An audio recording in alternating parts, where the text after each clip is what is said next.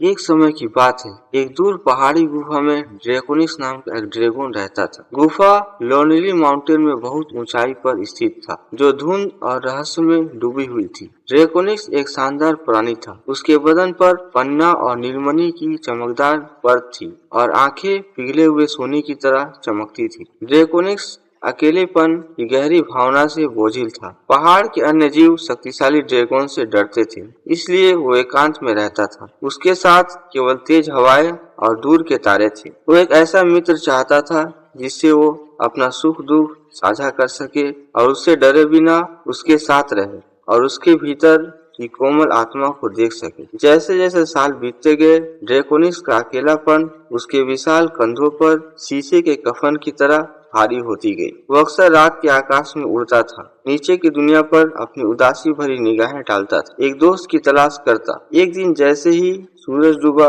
ड्रैकोनिक्स ने हवा में बहती हुई एक नरम मधुर आवाज सुनी। उत्सुक होकर वो आवाज के पीछा करता हुआ एक झील के किनारे तक गए, जहाँ उसने एक दृश्य देखा जिसने उसकी सांसें रोक दी। चमकते पंखों वाली और हीरे जैसी चमकती आंखों वाली एक परी पानी के किनारे खड़ी होकर एक बेहद खूबसूरत राग गा रही थी। परी का नाम इलेरा था और वो हवा की खुशबू से लोनली माउंटेन की ओर खींची चली आई। जैसे ड्रैकोनिक्स और परी की नजरें मिली, ड्रैगन को अपने सीने में गर्माहट फैलती हुई महसूस हुई। एक ऐसी एहसास जिसके बारे में उसने लंबे समय से सोचा था कि वो खो गया है। इलेरा निडर और करुणा से भरपूर ड्रैगन के डरावने बाहरी हिस्से से परे उसके अकेले दिल की गहराई में देखती थी। उस दिन से इलेरा और ड्रैकोनिक्स दोस्त बन गए। वो अपने दिन पहाड़ के छिपे हुए रहस्य की खोज में बिताते थे और रातों को कहानियां साझा करते थे। ड्रैकोनिक्स की हंसी और परी की सुंदरता ने